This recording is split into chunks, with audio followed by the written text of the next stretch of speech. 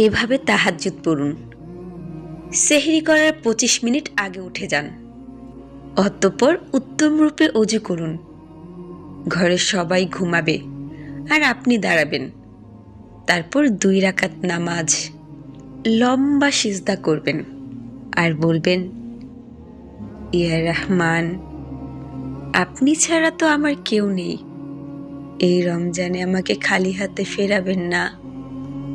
এবং সেজদায় অবস্থানরত অবস্থায় আল্লাহর ২টি নাম, ইয়া হাইয়ু ইয়া কাইয়ুম, যত পারেন পাঠ করতে থাকবেন।